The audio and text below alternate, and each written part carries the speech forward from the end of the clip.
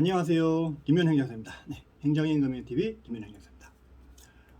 제가 오늘 소개해드릴 내용은 집합건물관리법에 관한 내용 중에서 관리인, 관리단, 그 다음에 관리소장 이런 것들이 뭔지, 그 다음에 관리단이 형성이 되게 되면 어떻게 조직이 되고 운영이 되는지 그런 부분에 대해서 간략하게 좀 말씀드리도록 하겠습니다. 먼저 어떤 이제 수분양들이 뭔가 이제 많이 들어오고 구분 소유자들이 어느 정도 많이 이제 소유권을 취득해서 들어옵니다. 그러면 이 건물을 제대로 관리하기 위한 조직이 필요하죠. 그런데 이 건물에 각각에 사시는 분들은 대부분 다 소유자일 수도 있고 점유자일 수도 있습니다. 그러면 그 관리단이라는 것은 뭐냐면, 관리단인 것은 단체라고 이렇게 생각하시는데, 다시 말하면 집합건물법 보면은 구분 소유자들, 예를 들면은 이 건물이 1호부터 예를 30호까지 있다. 각각의 호실마다 구분 소유자들이 있을 겁니다. 이러한 구분 소유자들이 각각의 이런 모임을 관리단이라고 생각하시면 되세요. 쉽게 말하면. 그러니까 다시 말하면 하나 쉽게 예를 드릴게요. 우리나라 정부를 갖고 얘기 드릴게요. 저도 국민이고 여러분도 국민입니다. 우리나라에 사시는 모든 분들은 국민이시죠. 이런 국민들이 바로 집합건물법상 관리단이라고 생각하시면 되시고요. 이러가지고 우리 국민들을 위해서 행정적으로 일을 하는 대표가 있죠. 바로 지금 현재 윤석열 대통령처럼 그런 대통령이라고 생각하시면 되세요. 그리고 이런 대통령을 보좌하기 위해서 열심히 밑에서 일하는 공무원분들 되시죠. 이런 분들이 관리소장인 거예요. 관리소장. 관리소장 밑에도 여러 가지 또 이제 직원들이 있죠. 그래서 관리단은 국민이다.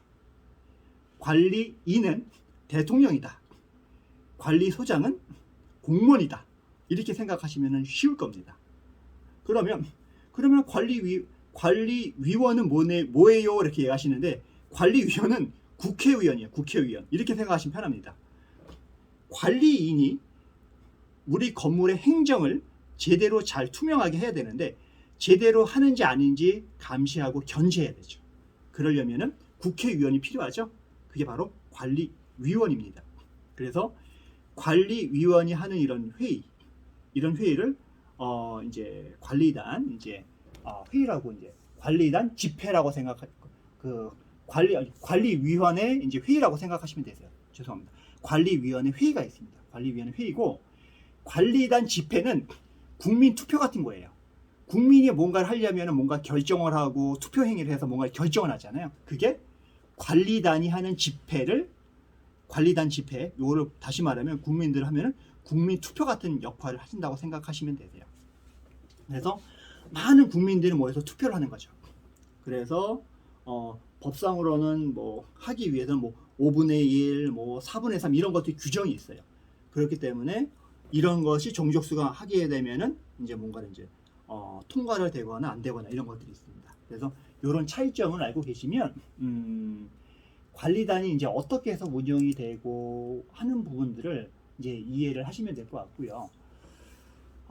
그래서 구분 소유자가 이제 어느 정도 많이 모이고 성립이 되면 자동적으로 관리단은 선정이 된다라는 거 보시면 되고, 이게 바로 집합건물법 제23조에 나와 있습니다.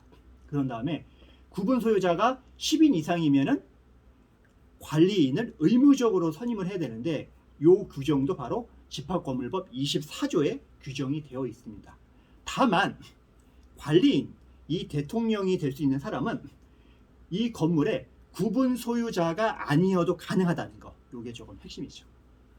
그리고 관리소장을 선임하는 방법이 있는데, 요거는 이제 관리인이 업무 수행자를 이제 선임을 합니다. 관리인이. 그러면은 자체 관리하는 경우도 있고 위탁 관리하는 경우도 있어요. 자체 관리하는 거는 관리단이 직접 고용하는 거예요. 우리 국민이 직접 고용하는 거고, 위탁 관리라는 거는 관리단, 우리 이제 국민이 어떤 회사와 관리 계약, 그 회사와 협약을 하면은 직원이 파견돼서 하는 거를 위탁 관리라고 이제 보시면 될 것 같습니다. 그럼 다음으로 이러한 집합 건물이 운영이 되려면은 의결해야 되죠. 국회도 있고 지방의회도 있고 이렇잖아요. 도의회도 있고 마찬가지로 집합 건물에도 의결기구가 있는데 아까 말씀드린 것처럼 국민이 투표하는 관리단 집회 총회가 있고요. 또 하나는 관리위원회가 있습니다. 그러면 관리단 집회 같은 경우에는 의사결정 이런 회의를 투표로서 이제 행사를 하는 거고요.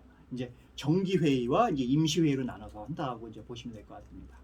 매년 이제 회계연도가 이제 종료가 되게 되면 보통 3개월 이내에 이제 정기회의를 해야 됩니다. 그다음에 임시회의 같은 경우에는 관리인이나 또는 이제 구분 소유자, 관리인이 또는 이제 구분 소유자, 이제 관리는 이제 그냥 하시면 되는 거고 집회를 열면 되는 거고 구분 소유자 같은 경우는 5분의 이상 이제 요구를 해야 되는 부분이 있는 겁니다. 그다음에 이제 그 관리위원이 하는 경우가 있죠. 관리위원 같은 경우에는 이제 규약으로서 이제 정하는 경우도 있고요. 위원이 5분의 1 이상 이제 청구하는 경우도 있고 관리인이 이제 청구해서 하는 경우가 있다고 보시면 되시고요. 관리단 집회 같은 경우에는 누가 참여할 수 있냐면 구분 소유자 마땅히 참여하겠죠. 그 다음에 구분 소유자로부터 위임을 받은 이제 점유자, 그 집을 사시는 세입자도 할 수가 있으세요. 그 다음에 관리위원 같은 경우는 당연히 국민을 위해서 그 소유자 중에서 선발한 거기 때문에 당연히 구분 소유자가 이제 하시면 될 거라고 이제 생각하시면 될 것 같고요.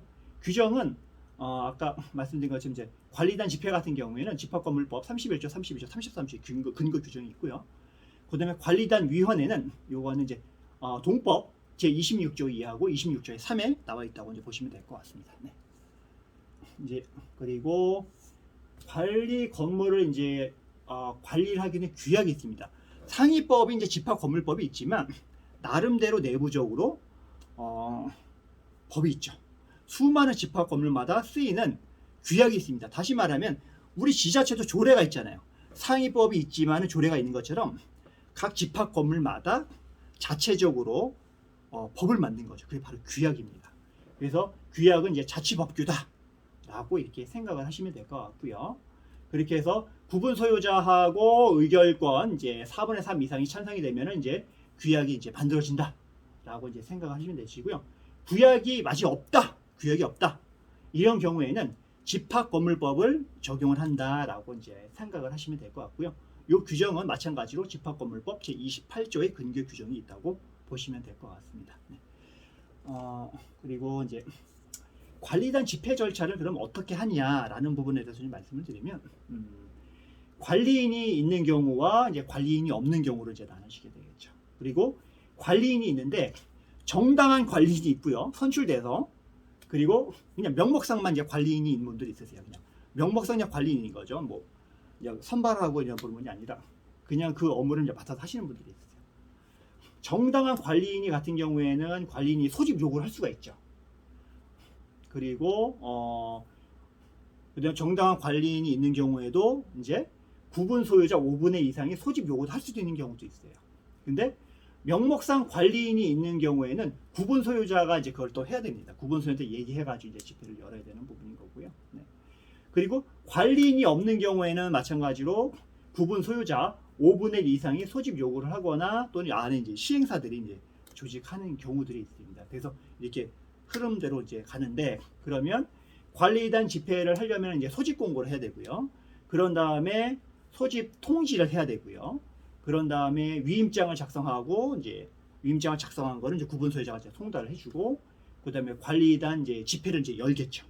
열고 나서 회의를 진행을 하고 진행을 하게 되게 되면 의사록을 만들고 의사록에 대해서 공증을 하고 그런 다음에 이제 회의가 끝나고 이제 행정기관에 보고도 하고 이제 어떻게 회의가 했다는 것도 이제 입주자한테 보고도 하고 이런 절차로 된다고 보시면 될 것 같습니다. 그래서 그 관리단 문제로 인해서 이제 집합건물 문제로 굉장히 많은 분쟁이라든가 내가 진정한 관리인이야 이런 거부터 굉장히 이제 그 건물에 대한 여러 가지 이권 다툼 때문에 관리인 뭐 관리소장관 이런 문제 뭐 이런 것 때문에 굉장히 복잡한 부분이 있습니다.